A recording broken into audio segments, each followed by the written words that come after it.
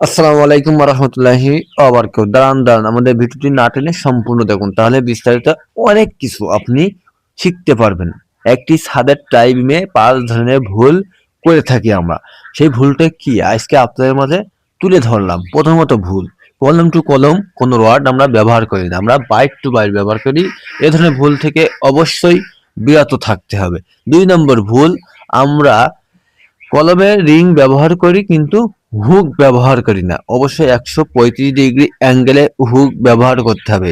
3 নম্বর ভুল আমাদের, আমরা এভারেজ করে রডটি রিংটি বাদল করি। এই ভুল থেকে বিরত থাকবেন। অবশ্যই রিং ব্যবহার করতে হবে আমাদের L/L4-এ। 4 নম্বর ভুল, আমাদের মাটাম ব্যবহার করি না। মাটামের একটি গুরুত্বপূর্ণ কাজ আছে। বাটামটি ব্যবহার করলে কলমের এই পাশের রড থেকে আরেক পাশের রডের টান থেকে যায়। এই জন্যই অবশ্যই মাটাম ব্যবহার করতে হবে।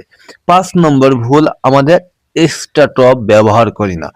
স্টাটপের একটি গুণাগুণী বল আছে, এই জন্য স্টাটপ